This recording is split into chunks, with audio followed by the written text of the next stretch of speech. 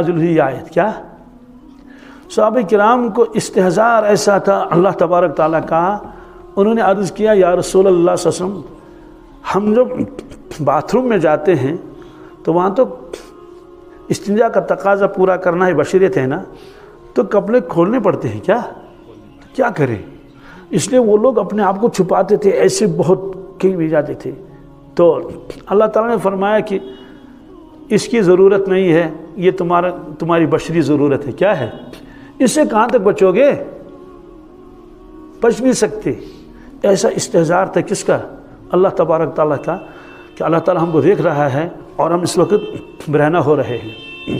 یہی وجہ ہے کہ حضرت عثمان غنی رضی اللہ تعالیٰ عنہ، جس کو حیا کا اعلیٰ مقام ملا ہے نا، وہ اصدقم حیاء عثمان، کتابوں میں لکھا ہے زندگی بھر کبھی برہنہ انہوں نے غسل ہی نہیں کیا، غسل کرتے تھے تہبند لگا کے، کیا تنہائیوں میں بھی تہبند۔ ایسا استحضار تھا اس کے اوپر، کس کا؟ حیا کا غلبہ تھا۔ تو صحابہ کرام کے اوپر حیا کا غلبہ تھا۔ اللہ تعالیٰ نے فرمایا کہ یہ تو مجبوریاں ہیں تو کرنا ہی پڑے گا، اور جس وقت تم کپڑے اوڑھتے ہو، لحافوں کے اندر ہوتے ہو، تب بھی تو تم میری نگاہوں میں ہوتے ہو، تمہاری کون سی چیز مجھ سے چھپی ہوئی ہے؟ سوال صحابہ کرام کو ایسا استحضار، یہ صفت احسان کیسے ملا تھا؟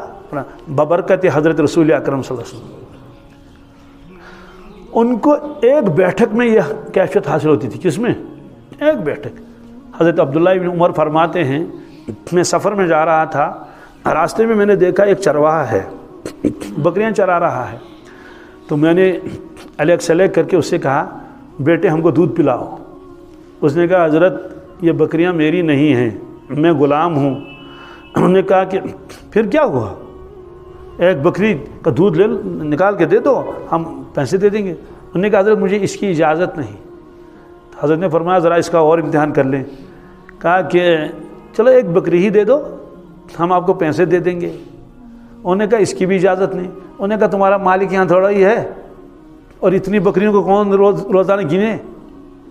بکریاں تو وہی گنے گا جس کی 4 ہوں، 5 ہوں، کہیں گے بھائی 5ویں کہاں گئی، یہ 4 ہی کیوں ہے؟ جس کے 200 بکریاں ہوں، 150 بھیڑ ہوں، وہ مالک روزانہ گنے گا کیوں؟ اور اگر گنے گا بھی، اگر ایک کم بھی ہو جائے، وہ کہے گا کہ گنتی میں فرق آ گیا ہوگا، یہ برابر ہے، اس لیے آپ کا مالک یہاں ہے نہیں، دے دو ایک بکری اور پیسے لے لو۔ اس نے کہا میرا مالک یہاں نہیں آئے نا اللہ۔ کیا کہ اللہ کہاں گیا؟ وہ تو مجھے دیکھ رہا ہے۔ میں حیران ہو گیا، ایسا متقی پرہیزگار، اتنا استحضار اللہ کا۔ تو میں نے اس کے بعد اپنا ناشتہ کھولا، ناشتہ دان اور روٹیاں تھیں اور چیزیں، میں نے کہا آؤ بیٹے ناشتہ کر لو، کھانا کھا لو۔ اس نے کہا حضرت انی صائم ہوں، کیا میں تو روزے سے ہوں بیٹے۔ انہوں نے کہا بیٹے نہ رمضان ہے آج، نہ کوئی ایسا دن ہے جس کی فضیلت حدیثوں میں آئی ہوں، ایام 20 بھی نہیں ہے، محرم الحرام بھی نہیں ہے، اور ذی الحجہ کے پہلا عشرہ بھی نہیں ہے، تو آج روزے کا کیا ہے؟ انہوں نے کہا حضرت مجھے کوئی کام تو ہے نہیں، میں نے سوچا کہ میں ان دنوں میں روزہ رکھوں۔ کیا میں روزے رکھتا ہوں؟ کہا مجھے تعجب ہو گیا۔ میں نے کہا اچھا بیٹے آپ کے مالک کا نام کیا ہے؟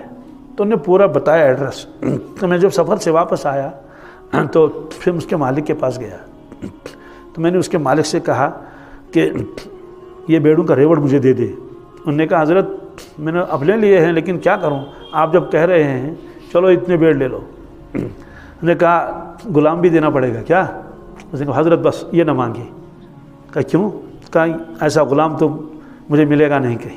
انہوں نے کہا مجھے تو اسی کی ضرورت ہے، ورنہ بیڑ تو اور بھی مجھے مل جائیں گی دوسری جگہوں میں بھی۔ تو بہرحال کیا کرے گا، یہ تو صحابی ہیں، تو بہرحال مجبور ہو گیا۔ انہوں نے کہا ٹھیک ہے حضرت آپ کی بات میں ٹال نہیں سکتا، تو سودا ہو گیا۔ انہوں نے کہا وہ جنگل میں ہے۔ کس میں ہے؟ حضرت کو معلوم تھا، گئے وہاں، السلام علیکم وعلیکم، پہچان لیا تو وہ فلاں شخص ہے۔ کہ بیٹے میں نے یہ ریوڑ خریدا تمہارا، جتنی بھی اس میں بکریاں ہیں، مالک سے بات ہو گئی۔ انہوں نے کہا اللہ برکت دے دے، لے لیں۔ میں نے آپ کو بھی خریدا کیا؟ اس نے کہا استغفر اللہ انا للہ۔ کہا کیوں؟ کہ آپ نے مجھے خریدا، میں اپنے مالک کو چھوڑنا نہیں چاہتا تھا۔ اس نے کہا لیکن میں نے خریدا آپ کو۔ کہا چلو ٹھیک ہے، جب جو مرضی اللہ کی۔ اس نے کہا سنو بیٹے میں نے تم کو خریدا، میں تمہارا مالک ہوں، میں تمہیں آزاد کرتا ہوں کیا؟ جاؤ میں نے تجھے آزاد کر دیا، اور یہ بھیڑ بکریاں تمہیں ہدیوں میں ہیں۔ کس میں؟ کیا تقویٰ بھی کیا چیز ہے۔ ابھی تک تو وہ غلام تھا، اور مالک کی بکریاں پالتا تھا.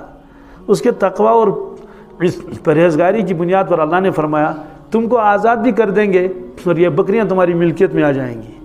حضرت نے فرمایا نہ مجھے تمہاری بکریوں کی ضرورت ہے نہ مجھے تمہاری ضرورت ہے. میں یہ چاہتا تھا ایسا شخص غلام نہ رہے، ایسا شخص غلام نہ رہے. تو چرواہے کو ایسا استحضار تھا. تو صحابہ کرام کو یہ نسبت بس مجلس میں بیٹھتے ہی حاصل ہو جاتی تھی. اس کے جب نبوت کا زمانہ دور ہوتا گیا اس میں کمی آتی گئی. بعد میں مشائخ نے کہا کہ کاش وہ نسبت پھر حاصل ہوتی. انہوں نے کہا تو اس کے لیے تو محنت کرنی پڑے گی، ذکر و اذکار کرنے پڑیں گے. تو مشائخ نے مراقبے اور ذکر و اذکار متعین کر لیے اپنے نور باطن سے، قرآن حدیث کی روشنی میں 13 تسبیح اور 1000 مرتبہ اور اپاس انفاس. سوال ہے کہ صحابہ کرام سے تو یہ منقول ہے ہی نہیں کہ وہ گھنٹے پر بیٹھے اور پاس انفاس کریں اور مراقبے کریں. کبھی ان کو ضرورت ہی نہیں تھی. کیوں؟ ان کو صفت احسان حاصل ہو چکا تھا. اس کی مثال ایسی ہے جیسے ایک آدمی کو کھانسی ہے، زکام ہے، اس سے کہا بھائی صدوری کی ایک بوتل لاؤ، بازار میں ملتی ہے تو اس کو پی لو. انہوں نے کہا ٹھیک ہے. تو بازار گیا اور اس کو پیسے دے دیے دکاندار کو اور صدوری لائی اور اس کو استعمال کیا.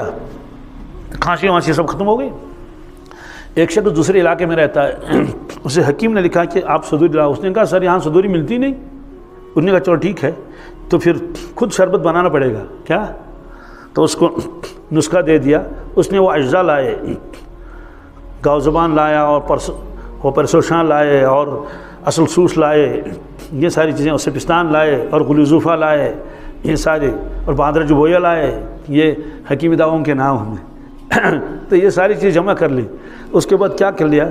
تو ہانڈی لائی، لکڑیاں لائی، چولہا خود جلانا پڑا اور ان چیزوں کو صاف کرنا پڑا. پھر اس کے بعد اس میں بہت محنت لگانی پڑی، اس میں اس کو شکر بھی ڈالنا پڑا، پھر اس کو نکالنا پڑا. یہ سارے کرنے کے بعد تب جا کے اس شربت تیار ہو گئی. سوال ہے کہ اس کو کیوں نہیں کہا؟ اس کو تو بنا ملا. کیا اس کو بھی اسی چیز کی ضرورت ہے، اس کو سارے کام خود کرنے پڑے. دوسری مثال یہ ہے کہ آپ بازار گئے اور روٹیاں خریدی، ٹھیک ہے، پیسے دے دیے، روٹیاں بنی ہوئی تھی. ایک علاقہ ایسا وہاں نانوائی ہے ہی نہیں، وہاں کیا کرنا پڑے گا؟ وہاں تو آٹا بھی نہیں ملتا ہے. وہاں تو آٹا بھی زمین کھودنی پڑے گی، جوتنی پڑے گی، ہل چلانا پڑے گا، پانی بھرنا پڑے گا، بیج ڈالنا پڑے گا. جب وہ گیہوں تیار ہو جائے، گندم تیار ہو جائے، اس کے بعد اس کو جو ہے وہ پیسنا پڑے گا. پھر اس کے بعد جو ہے وہ آٹا گوندنا پڑے گا، روٹیاں بنانی پڑیں گی، تب جا کے تمہارے دسترخوان پر روٹیاں آ سکتی ہیں. مثال سمجھ آ گئی؟ تو صحابہ کرام کو ایک نظر میں کیا وہ ایمانی کیفیت حاصل ہوتی تھی جو ہم کو 1,00,000 برس بھی عبادت کریں تب بھی نہیں حاصل ہوگی.